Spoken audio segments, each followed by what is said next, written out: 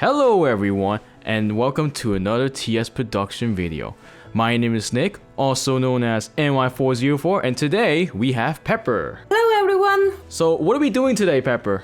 We are doing Pokémon! First impressions video of the Pokemon Brilliant Diamond and Shining Pearl, which is a remake of the Diamond Pearl series back in the DS days. So 4th generation. I never had a DS, I never owned a DS, and I've never played on emulation. What about you, Pepper? This will be my second time playing. I originally played Pokémon Pearl. This time around I choose Brilliant Diamond. What made you want to choose Brilliant Diamond? I wanted to try something different. You're like, I don't like Palkia, I like Dialga. Give me the alga. I chose Shining Pearl because everyone else chose Brilliant Diamond, so I have no choice. But I also like the Legendary, I like Palkia. I don't know, it just sticks out to me for some reason. I heard that you got this game on midnight or launch day. Yes, I did. You got a head start. Pokemon is one of my favorite games. Regardless of the generation, it's always a nice adventure. Even if we are not always completely happy with how the game turned out. But this was a remake, so it was like the most guarantee that everyone was gonna like it. Yes. Even though I heard some complaints here and there about different aspects of the game. Oh, speaking of complaints, last week we have posted a video where I had a startup error. What it would do is after you get past Professor Rowan's introduction, the game crashed on me. I was very surprised and I was like, what the freak happened? Nope. Thought you were gonna play?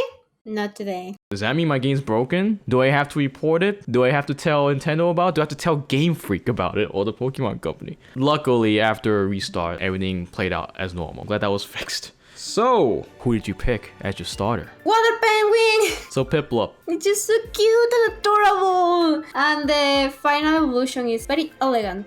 Penguin. So I chose Tortwig. I actually named my starter Spike from Land Before Times. Nice, nice. I named mine after Genshin Impact. Why not? Why not? Yeah, exactly. No matter which starter you choose, it doesn't really matter. As long as you like it, great. You can actually let us know in the comments which one you chose.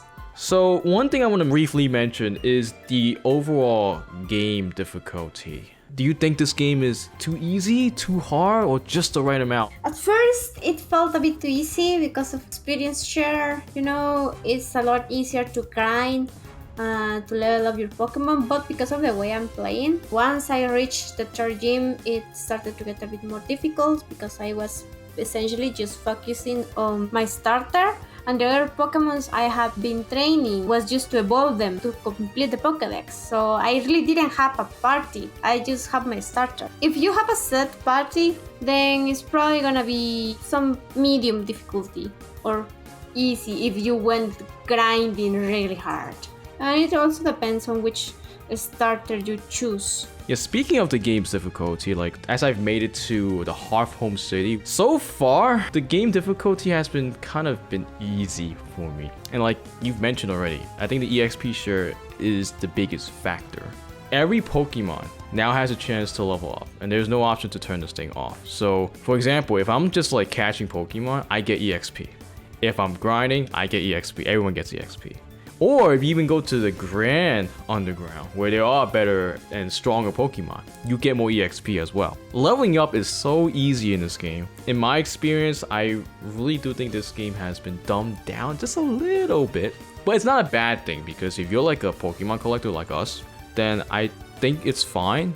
But for a lot of hardcore Pokemon players, they'll probably find this game very easy. We gotta remember that for those hardcore players that actually want a challenge, there are ways to make it harder. Like, you know, people used to be like, okay, we're gonna just only catch the first Pokemon in each route, or if your Pokemon faints, that's it, consider it dead and get a new one. Nuzlocke challenges, yeah. The Nuzlocke challenges, yeah. So there is a wide amount of different Nuzlocke challenges that you can try out if you feel the game is a bit too easier. And that will make your experience something completely different. What do you think about the game's art style, like the art direction? I'm gonna be honest, when I first saw it, I was doubtful. I was like, I don't know if I feel comfortable with this. Like, do I like it? Do I not like it? Maybe not. So far, I like it. I gotta admit it.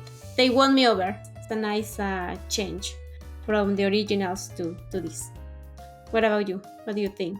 Initially, I didn't really like the direction they're going because this game is, after all, developed by ILCA, or I Love Computer Arts. They are associated with games like Nier Automata or Idolmaster. They are very good at what they're doing. They are very good at making 3D environments. They're also very good at making games run at their best performance. I think because of that, I think a lot of people expected them to make a really fleshed out 3D experience. And I think that really caught people off guard. I know it caught me off guard. I was like, wait, they could have just made something really awesome, but they chose not to. I thought it was made by Game Freak. I thought they were the ones who developed this remake. Apparently not. And I thought they were the ones who worked on Pokemon Legends because it felt more like a game for them to work on, but it's reversed. I mean, after playing this for like a week or so, it has grown on me. I stopped looking at it graphically and I started playing this game as it was intentionally. Gameplay wise and even performance wise, I think they did a really good job. We thought about the ground. The Grand Underground. This part of the game is like an addiction. It's like you want to leave. No, right? It's like you want to leave, but you can't.